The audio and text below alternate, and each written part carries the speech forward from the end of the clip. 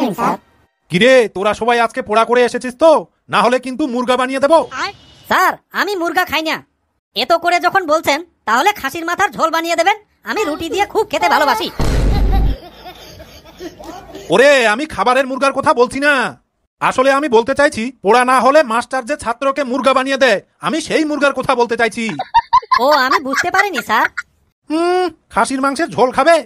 দাঁড়া তোকে খাওয়াচ্ছি আজকে। স্যার আজকে আমাদের বাড়িতে আত্মীয় এসেছে, বাড়িতে ভালো মন্দ তৈরি হচ্ছে, তাই মাস্টারকে পোড়া দিয়ে মা আমাকে তাড়াতাড়ি বাড়ি যেতে বলেছে। ঠিক আছে বুঝে গেছি। পেছি এবার তুই দাঁড়া তো। হ্যাঁ স্যার। তাহারে আমাদের দেশ এখন কত উন্নত, ফোনগুলোতে 5G নেটওয়ার্ক পাচ্ছে, তাই না? স্যার উন্নত না ছাই, 5G চলছে বলে দেশ উন্নত হয়ে গেছে তা না স্যার।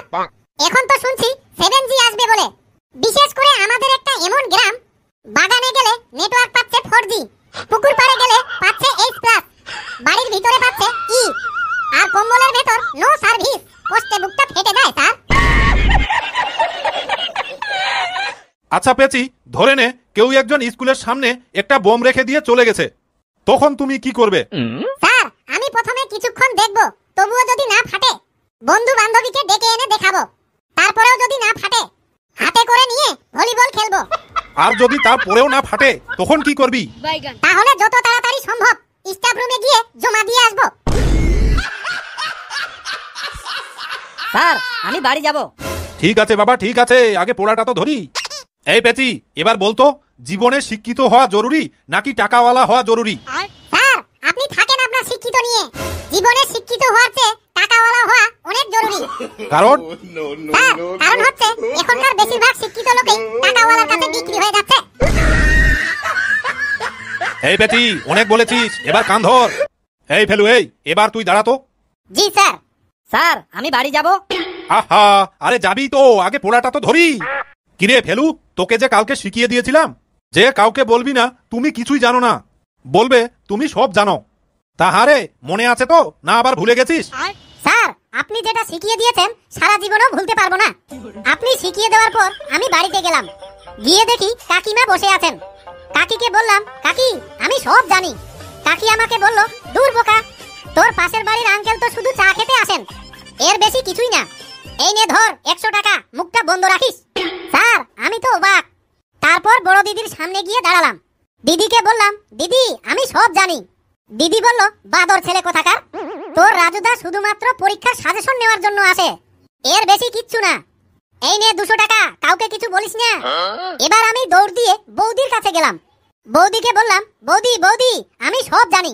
বৌদি বলল এক চোর মারবো, তুই যখন সব জানিস তাহলে মুখ খুলছিস কেন?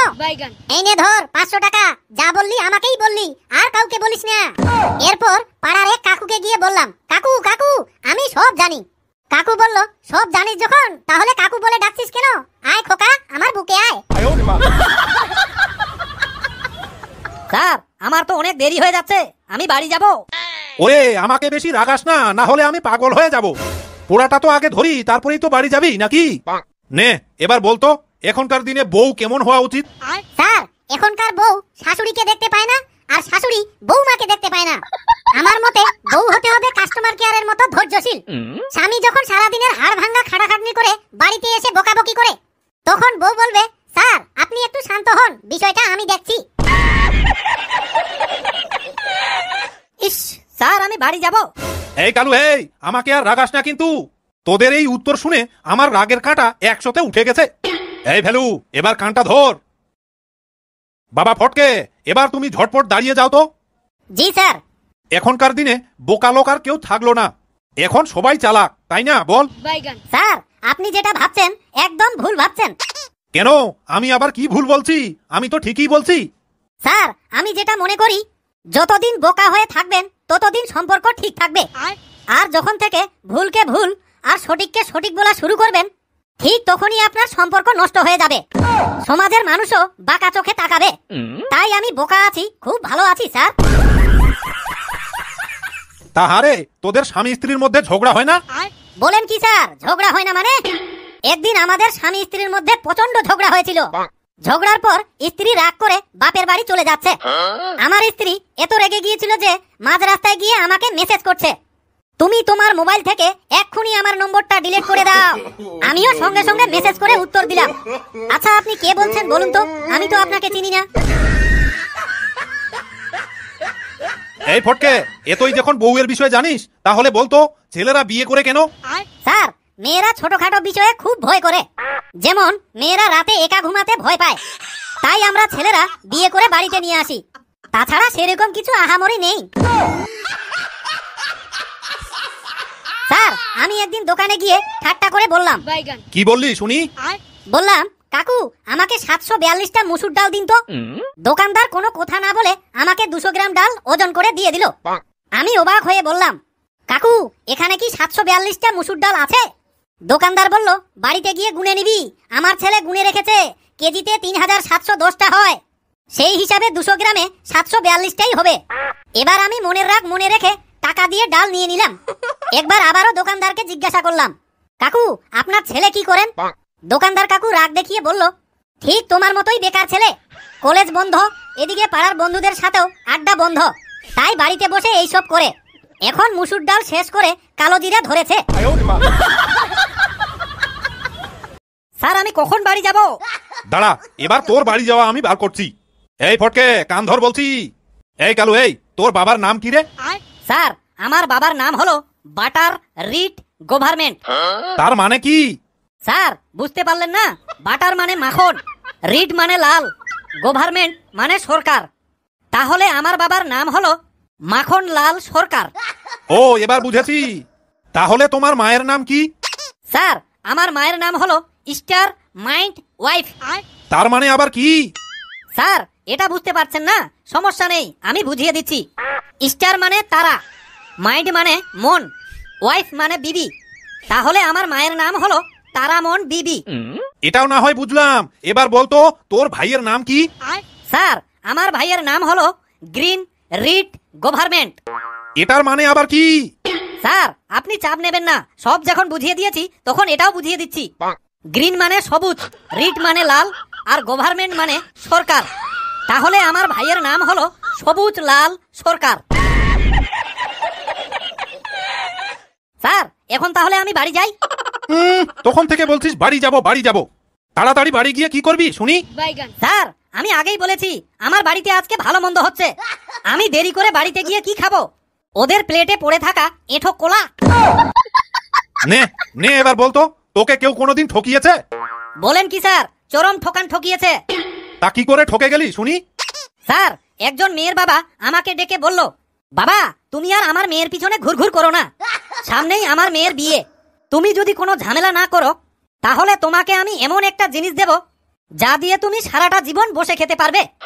আমিও অবাক হয়ে বললাম, আপনি কি সত্যি বলছেন যে আমি সারা জীবন বসে খাবো? তার জিনিসটা কি? মেয়ের বাবা বলল, আমার মেয়ের বিয়ের পরে এসে নিয়ে যেও। আমি তো মনে মনে আনন্দে আত্মহারা, সারা জীবন বসে খাবো, মনে হয় আমার কপাল খুলে গেল। আমিও মেয়ের বাবার কাছে রাজি হয়ে গেলাম। মেয়েটার বিয়ে হয়ে যাওয়ার পরের দিনই মেয়ের বাবাকে গিয়ে বললাম, কই আমার জিনিসটা দিন। মেয়ের বাবা তখন একটা সিল করা বড় কাঠের বাক্স এনে দিল আর বলল, বাবা তুমি এটা বাড়িতে গিয়ে খুলবে, এখানে খুললে অজ্ঞান হয়ে মাটিতে পড়ে যেতে পারো। আমিও বাক্সটা নিয়ে বাড়িতে আসলাম, তারপর বাক্সটা ধীরে ধীরে খুললাম, দেখেই আমার চোখ কপালে উঠে গেল।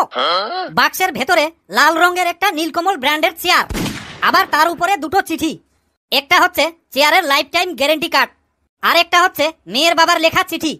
চিঠিতে বড় অক্ষরে লেখা আছে, ব্যাককেল ছেলে, এই দিলাম নীলকমল ব্র্যান্ডের চেয়ার, আজীবন বসে খেতে পারবে, আর চেয়ারটার ভালো রকম যত্ন করলে তোমার নাতিপুতিও আরাম করে বসে খেতে পারবে। স্যার এখন তাহলে আমি বাড়ি যাচ্ছি। ওরে দাঁড়া, আগে প্রশ্নগুলোর ঠিকঠাক উত্তর দে, তারপরেই বাড়ি যাবি। এবার বলতো তুই কি কোনোদিন জ্যোতিষীকে হাত দেখিয়েছিস?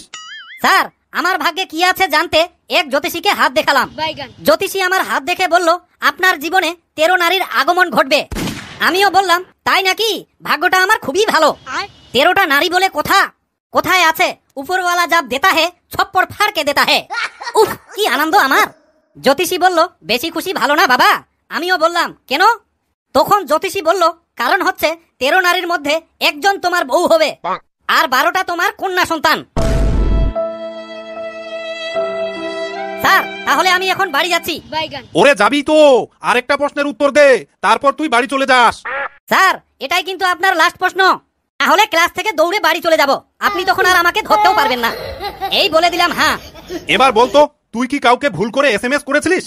স্যার মনে থাকে যেন, এটাই লাস্ট। ঠিক আছে, এবার তাড়াতাড়ি বল। স্যার আমার বউকে একদিন এসএমএস করেছিলাম, কিন্তু ভুল করে এসএমএসটা চলে গিয়েছিল এক বিধবা মহিলার কাছে। সেই বিধবা মহিলার স্বামী গত 3 দিন হলো মারা গিয়েছেন। মহিলাটি এসএমএসটা পড়া মাত্রই অজ্ঞান হয়ে মাটিতে পড়ে গেলেন। তা কি এমন লেখা ছিল এসএমএস এ? স্যার লেখা ছিল, আমার প্রিয় বউ, আমি ঠিকঠাক মতোই পৌঁছেছি। আমি জানি তুমি আমার কাছ থেকে এসএমএস আশা করোনি। এখানে আজকাল মোবাইল ফোন এসে গেছে। আমি আসা মাত্রই তারা আমাকে একটা মোবাইল ফোন গিফট করেছে, আর সেই মোবাইল থেকেই তোমাকে এসএমএস পাঠালাম।